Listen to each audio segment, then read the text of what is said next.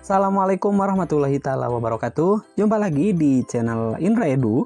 Untuk hari ini kita akan belajar bareng lagi membahas latihan soal penilaian akhir tahun atau ujian kenaikan kelas semester 2 mata pelajaran PPKN SMP MTS kelas 7 SMP MTS bagian 2, di mana soal ini yaitu pembahasan pilihan ganda dari nomor 11 sampai dengan soal nomor 45.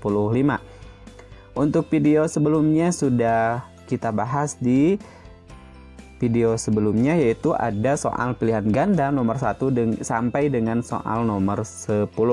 Baik, langsung saja pada soal nomor 11. Perhatikan pernyataan berikut. 1. Melaksanakan ajaran agama yang dianutnya dengan baik dan benar. 2. Mengikuti acara ibadah agama orang lain untuk menunjukkan toleransi. 3. Melarang umat beragama lain melaksanakan ibadah. 4. Tidak memaksakan keyakinan agama yang dianutnya kepada orang lain. 5. Toleransi terhadap pelaksanaan ibadah yang dianut pemeluk agama lain. Pertanyaannya, yang merupakan wujud perilaku toleransi dalam kehidupan antar umat beragama pada masyarakat yang beragam ditunjukkan oleh nomor atau dengan nomor A 1, 2, dan 4, B 1, 3, dan 5, C 1, 3, dan 4, D 1, 4, dan 5. Kira-kira pilihan jawaban yang tepat adalah ya, yang pertama, melaksanakan ajaran agama yang dianutnya dengan baik. Oke, ini betul. Terus juga yang kedua, mengikuti acara ibadah agama orang lain untuk menunjukkan toleransi. Ini tidak juga kita untuk mengikuti gitu ya. Oke, jadi ini kurang tepat. Yang kedua kurang tepat. Yang ketiga, melarang umat beragama lain melaksanakan ibadah. Nah, ini sangat tidak tepat. Yang keempat, tidak memaksakan keyakinan agama yang dianutnya kepada orang lain. Oke, ini betul. Nomor 5, toleransi terhadap pelaksanaan ibadah yang dianut pemeluk agama lain. Oke, betul. Jadi jawaban yang betul adalah 1, 4, dan 5. Jawabannya adalah yang D, 1, 4, dan 5. Kita lanjutkan pada soal nomor 12. Irfan adalah pelajar di sekolah favorit yang kebanyakan siswanya berasal dari keluarga mampu. Irfan terpilih menjadi ketua kelas, padahal Irfan berasal dari keluarga tidak mampu. Dari cerita tersebut menunjukkan bahwa di sekolah Irfan telah menjunjung nilai-nilai toleransi dalam keberagaman, yaitu toleransi antar A. Umat beragama, B. Golongan, C. Suku, D. Daerah. Jawaban yang tepat adalah golongan. Kenapa golongan? Karena di sini sekolahnya itu adalah sekolah favorit yang kebanyakan siswanya itu adalah sekolah dari golongan keluarga mampu. Sedangkan Irfan adalah golongan yang disebut juga golongan yang kurang mampu. Lalu Irfan sekolah di sekolah favorit tersebut.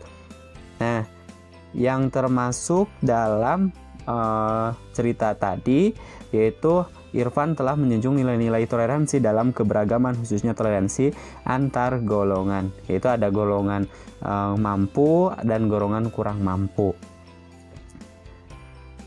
Nomor 13, bentuk kerjasama atau gotong royong dalam kehidupan bermasyarakat, berbangsa, dan bernegara dapat tampak dalam kehidupan A. Sosial politik, ekonomi, pertahanan, dan keamanan, dan kehidupan umat beragama yang B. Sosial politik, ekonomi, pertahanan, dan keamanan, dan sistem peradilan. C. Hukum, ekonomi, keamanan, dan pertahanan, dan kehidupan umat beragama. D. Perdagangan, keamanan, dan pertahanan, hukum, dan kehidupan umat beragama. Kira-kira jawaban yang tepat untuk soal nomor 13 adalah jawaban yang tepat adalah yang A, yaitu sosial politik, ekonomi, pertahanan, dan keamanan, dan kehidupan umat beragama. Baik, kita lanjutkan dalam soal nomor 14. Kerjasama dalam mengusir penjajah untuk meraih kemerdekaan tanpa dibatasi oleh perbedaan suku, bangsa, adat istiadat, agama merupakan bukti kemampuan bangsa Indonesia dalam hal A. Berkompromi dengan penjajah, B. Berdialog dengan penjajah, C. Mempersatukan perbedaan yang ada, D. Membentuk organisasi politik. Kira-kira pilihan jawaban yang tepat untuk soal nomor 14 adalah Ya, jawaban yang tepat adalah mempersatukan perbedaan yang ada. Jadi, bukti kemampuan bangsa Indonesia dalam hal mempersatukan perbedaan yang ada. Baik, kita lanjutkan pada soal berikutnya, nomor 15. Tujuan nasional bangsa Indonesia yang hendak dicapai melalui upaya pembangunan nasional tercantum dalam pembukaan Undang-Undang Dasar Negara Republik Indonesia tahun 1945, alinea titik. A pertama, B kedua, C ketiga, D keempat. Jawaban yang tepat untuk soal nomor 15 adalah ya, tujuan nasional itu terdapat di dalam alinea Undang-Undang Negara Republik Indonesia atau Undang-Undang Republik Indonesia tahun 1945 alinea keempat. Jawabannya adalah yang D. Kita lanjutkan pada soal berikutnya.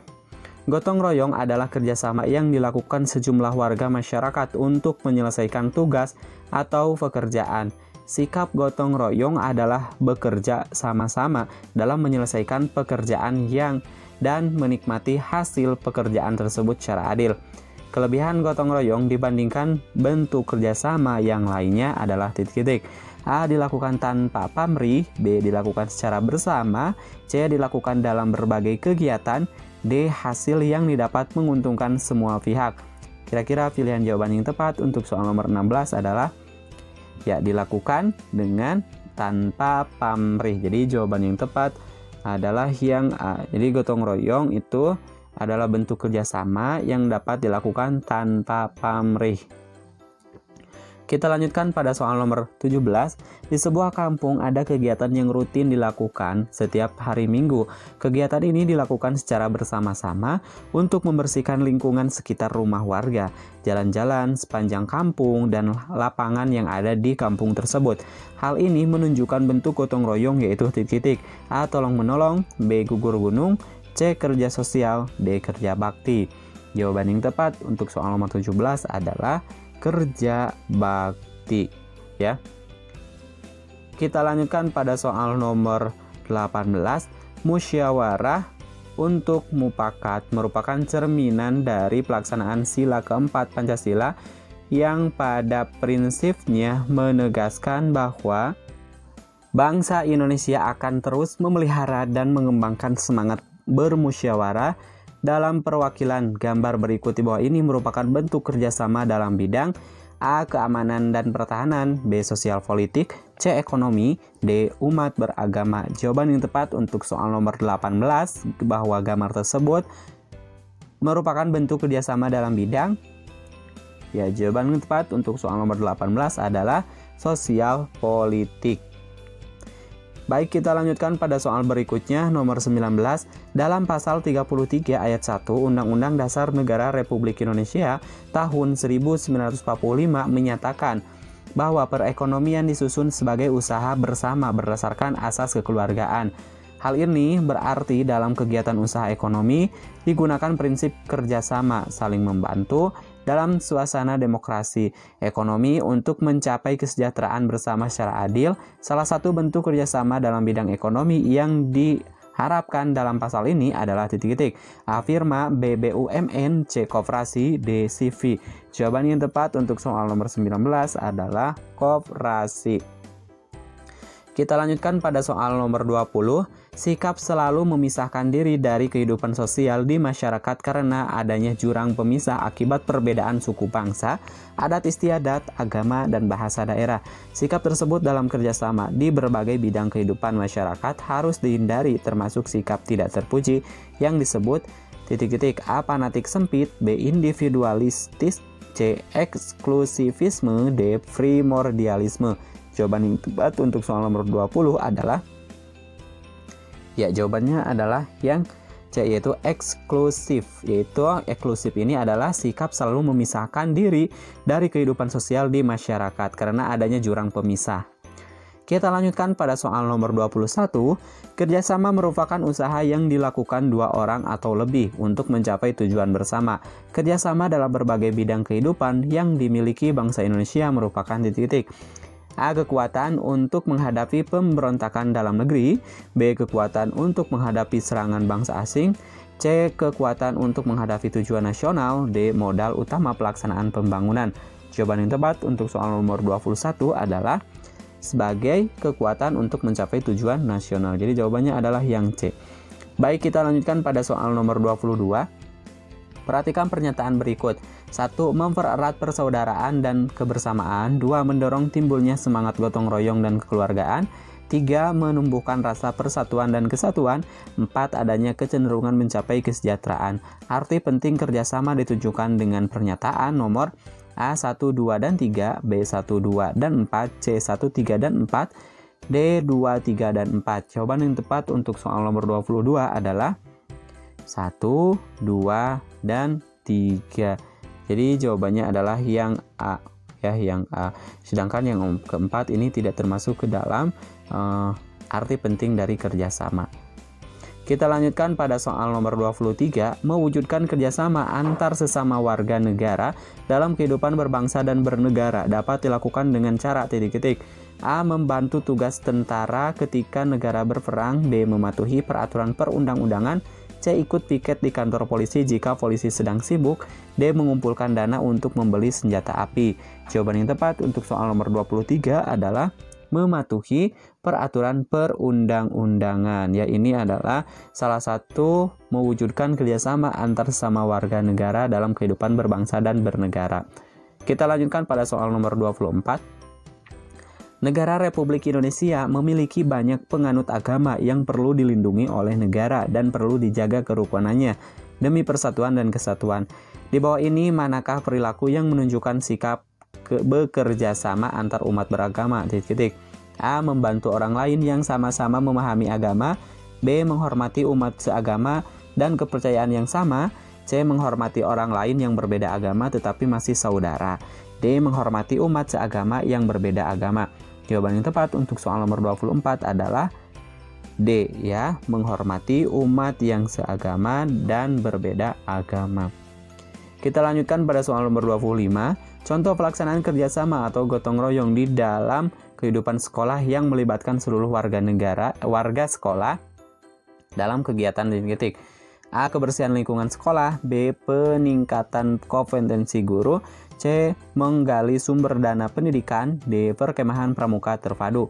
Jawaban yang tepat untuk soal nomor 25 adalah ya, kebersihan lingkungan sekolah. Itu merupakan salah satu contoh pelaksanaan bekerja sama atau gotong royong yang di dalam kehidupan sekolah yang melibatkan seluruh warga sekolah, ya. Kita lanjutkan pada soal nomor 26. Proklamasi memberikan makna rasa bebas dan merdeka dari belenggu penjajah. Hal ini merupakan makna proklamasi dari aspek A. Sosiologis, B. Psikologis, C. Politis, D. Kultural. Jawaban yang tepat untuk soal nomor 26 adalah ya, secara sosiologis. Baik, kita lanjutkan pada soal nomor 27. Negara mengakui dan menghormati kesatuan-kesatuan masyarakat hukum, adat beserta hak-hak tradisionalnya sepanjang masih hidup dan sesuai dengan perkembangan masyarakat dan prinsip Negara Kesatuan Republik Indonesia. Pernyataan tersebut adalah bunyi dari Undang-Undang Dasar Negara Republik Indonesia tahun 1945 pasal titik-titik. A 18A ayat 2, B 18B ayat 2, C 19, D 17. Jawaban yang tepat untuk soal nomor 27 adalah ya, jawabannya adalah pasal 18B ayat 2. Baik, kita lanjutkan pada soal nomor 28. Otonomi daerah adalah kewenangan daerah otonom untuk mengatur dan mengurus kepentingan masyarakat setempat menurut prakarsa sendiri berdasarkan titik-titik. A. Kehendak masyarakat dan para pejabat di daerah. B. Aspirasi masyarakat sesuai dengan peraturan perundang-undangan. C. Anjuran pemerintah pusat yang disesuaikan dengan kondisi daerah. D. Kehendak para wakil rakyat dan pemerintah daerah. Jawaban yang tepat untuk soal nomor 28 adalah ya, jawaban yang tepat adalah aspirasi masyarakat sesuai dengan peraturan perundang-undangan. Jadi jawabannya adalah yang B. Baik, kita lanjutkan pada soal nomor 29. Berikut ini merupakan hak daerah dalam menyelenggarakan otonomi daerah adalah titik-titik. A. Pengelolaan seluruh kekayaan alam sesuai aspirasi masyarakat daerah. B. Mengadakan hubungan luar negeri daerah dengan izin presiden. C. Mengangkat tentara dan polisi sesuai kebutuhan daerahnya masing-masing.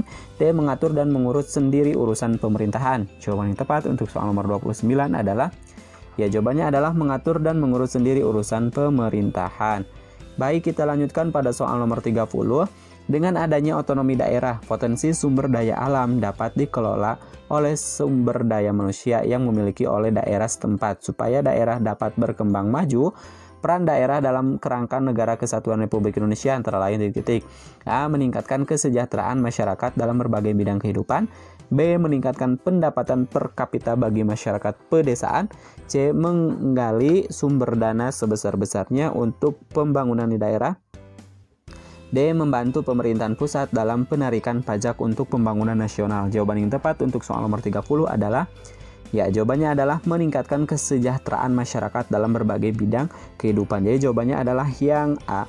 Baik, kita lanjutkan pada soal berikutnya. Negara Kesatuan Republik Indonesia merupakan negara yang dibagi atas provinsi yang di dalamnya dibagi atas kabupaten dan kota. Pemerintahan daerah menjalankan otonomi seluas-luasnya demi kemajuan daerahnya yang digali atas potensi daerah masing-masing. Kemajuan daerah akan lebih cepat tercapai apabila bangsa Indonesia memiliki nilai titik-titik. A. Persatuan dan kesatuan. B. Kesetiakawanan dalam berteman. C. Perjuangan dalam meraih cita-cita. D. Kerukunan dalam menyelesaikan masalah. Jawaban yang tepat untuk soal nomor 31 adalah jawabannya adalah nilai persatuan dan kesatuan. Baik, kita lanjutkan pada soal nomor 32. Kegagalan perlawanan bangsa Indonesia melawan penjajah pada masa awal pergerakan nasional disebabkan titik-titik. A. Penduduknya sangat besar. B. Wilayah Indonesia yang luas. C. Perjuangan bersifat kedaerahan. D. Kurang memanfaatkan potensi alam. Jawaban yang tepat untuk soal nomor 32 adalah perjuangan bersifat kedaerahan. Kita lanjutkan pada soal nomor 33. Keterikatan daerah terhadap negara kesatuan Republik Indonesia ditegaskan dengan disepakati bentuk negara kesatuan yang menghendaki titik-titik. A. Terjadinya persamaan di dalam menggunakan bahasa daerah dan nasional. B. Bersatunya seluruh wilayah Indonesia dalam satu negara. C. Hilangnya perbedaan adat istiadat di tiap-tiap daerah di Indonesia. C. Terciptanya keharmonisan hubungan rakyat dengan pejabat. Kira-kira pilihan jawaban yang tepat untuk soal nomor 33 adalah jawabannya adalah bersatunya ke seluruh wilayah Indonesia dalam satu negara. Jawabannya adalah yang B. Baik, kita lanjutkan pada soal nomor 34. Sumber daya alam yang dimiliki negara Indonesia sangat melimpah, tersebar di berbagai daerah yang akan dipergunakan demi kepentingan rakyat. Kekayaan alam di setiap daerah di Indonesia merupakan titik-titik. A. Kekayaan bagi pemerintahan pusat. B. Kekayaan seluruh bangsa Indonesia. C. Memiliki pemerintah daerah setempat. C. Milik pemerintah daerah setempat. D. Milik pihak-pihak yang mengelola. Jawaban yang tepat untuk soal nomor 34 adalah kekayaan seluruh bangsa Indonesia. Jadi jawabannya adalah yang B. Baik, kita lanjutkan pada soal nomor 35. Bumi, air, dan kekayaan yang terkandung di dalamnya dikuasai oleh negara dan dipergunakan sebesar-besarnya untuk kemakmuran rakyat. Merupakan bunyi Undang-Undang Dasar Negara Republik Indonesia tahun 1000.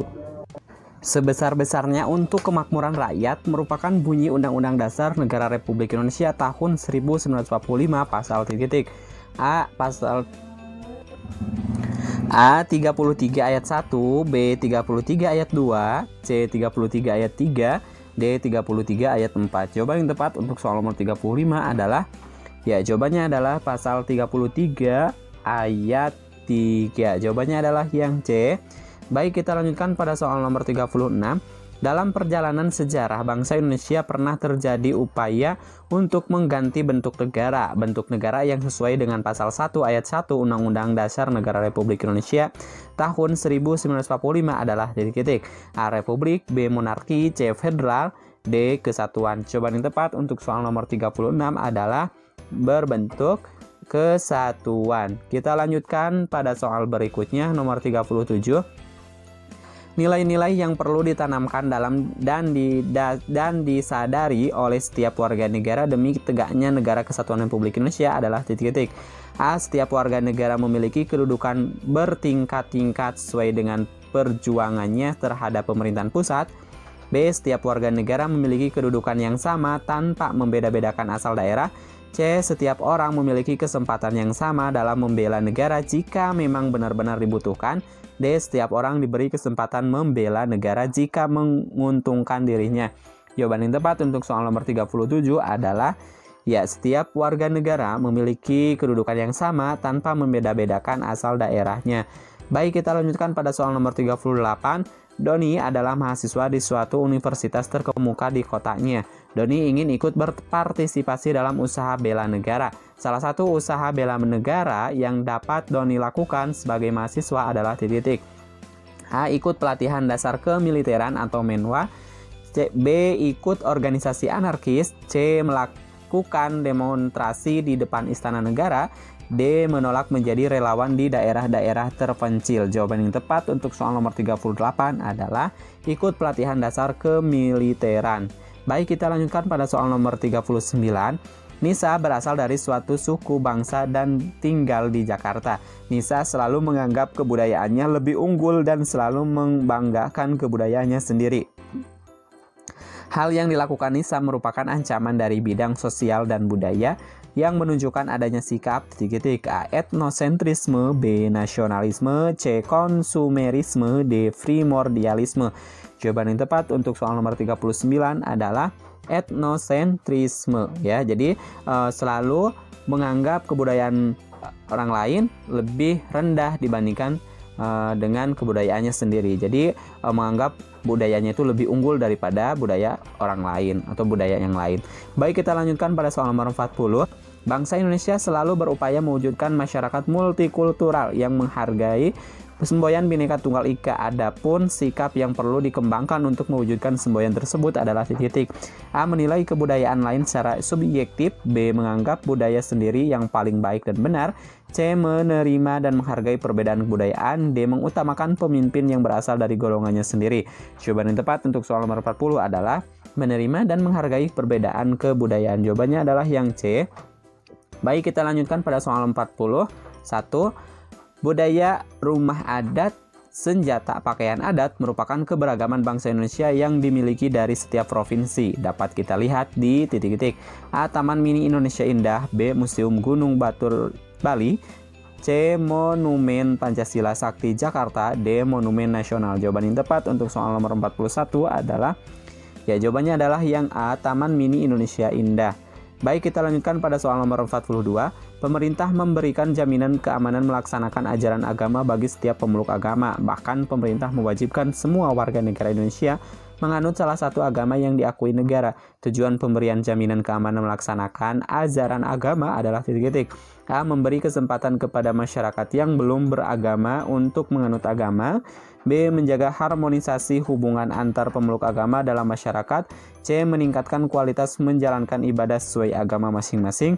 D. Menjaga hubungan baik antara pemerintah dan para penganut agama. Jawaban yang tepat untuk soal nomor 42 adalah meningkatkan kualitas menjalankan ibadah sesuai dengan agamanya masing-masing. Jadi jawaban yang tepat untuk tujuan pemberian jaminan keamanan melaksanakan ajaran agama adalah yang C, ya. Baik, kita lanjutkan pada soal nomor 43. Sikap yang harus dikembangkan dalam mewujudkan persatuan dalam keragaman adalah titik-titik. A. Menghapus semua perbedaan. B. Memandang rendah suku dan budaya lain. C. Menganggap suku dan budaya sendiri sebagai yang paling baik. D. Menerima keberagaman suku dan budaya sebagai kekayaan bangsa. Jawaban yang tepat untuk soal nomor 43 adalah menerima keberagaman suku dan budayanya sebagai kekayaan bangsa. Jadi jawabannya adalah yang D. Baik, kita lanjutkan pada soal nomor 44. Bekerja sama merupakan pengamalan Pancasila, terutama sila titik-titik. A. Ketuhanan yang Maha Esa. B. Keadilan sosial bagi seluruh rakyat Indonesia. C. Persatuan Indonesia. D. Kemanusiaan yang adil dan beradab. Jawaban yang tepat untuk soal nomor 44 adalah bekerja sama itu merupakan salah satu pengamalan Pancasila, terutama kemanusiaan yang adil dan beradab. Baik, kita lanjutkan pada soal yang terakhir. Bapak atau ibu guru meminta peserta didik membentuk kelompok belajar. Kelompok belajar dibentuk untuk meningkatkan kemampuan peserta didik dalam menguasai pelajaran dan titik. A. Memupuk rasa persahabatan. B. Menghilangkan perbedaan. C. Menyamakan status sosial. D. Menyatukan keinginan. Jawaban yang tepat untuk soal nomor 45 adalah menghilangkan perbedaan. Baik, saya akhiri. Semoga bermanfaat. Sampai ketemu di video pembahasan soal selanjutnya. Assalamualaikum warahmatullahi wabarakatuh.